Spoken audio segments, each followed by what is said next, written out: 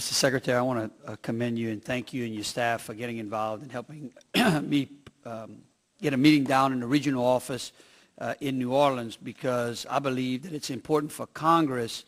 It's Congress's role to regulate the regulator.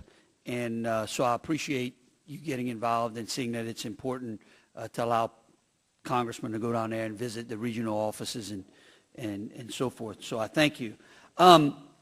I don't know if you had a chance to read the Wall Street Journal today, because there was an article that said that crude cruises just shy of $100.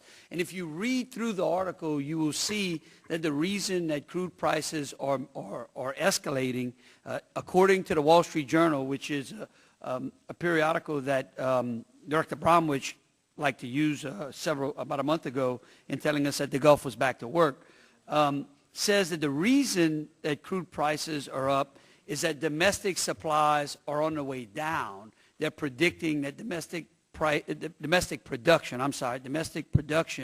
is on the decline.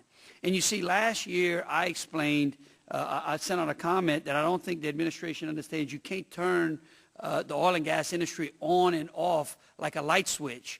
And I think that this article is one of many that are going to start to prove that I'm right and prove that y'all guys are really putting us in a precarious situation. Because if oil is at $100 a barrel today, okay, when we're at the slow driving season, when gasoline prices start to decline, God help us in May, in June, in July, which of course is at the time when your boss is going to be running, which I think he's very sensitive to. So I think that this is an opportunity for us to recognize that we have to increase our production and open up some additional areas. Now, the lease sales can create significant revenue for the federal government.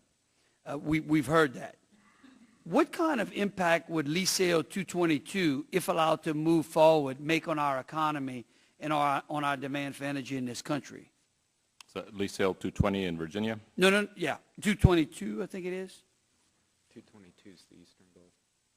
Are you 222 or 220? 222. 222, is that one of our lease sales? Upcoming in the Eastern Gulf.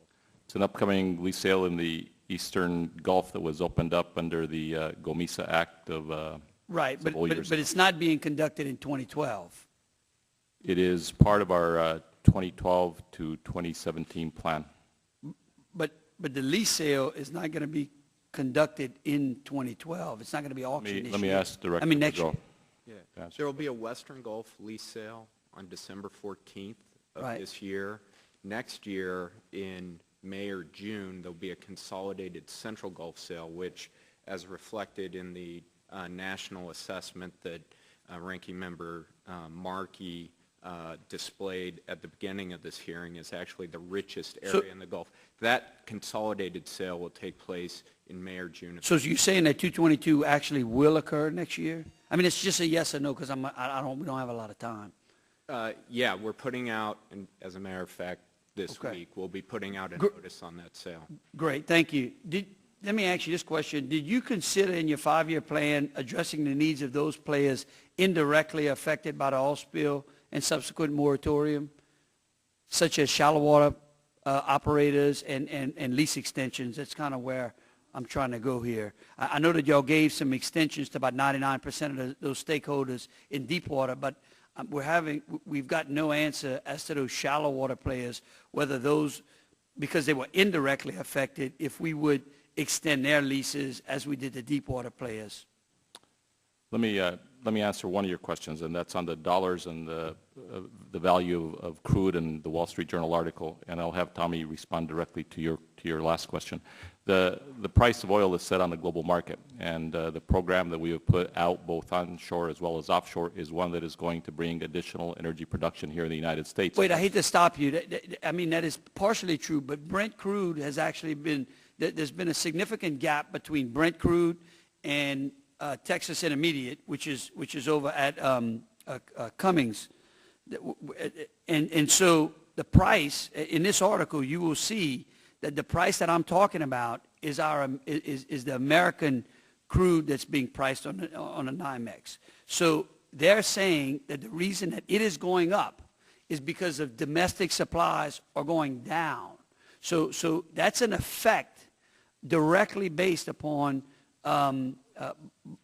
domestic production, not on worldwide production, on domestic production. Because when Libya was taken off the market, the Brent crude shot up. So you see, you actually are able to see the differences between the two.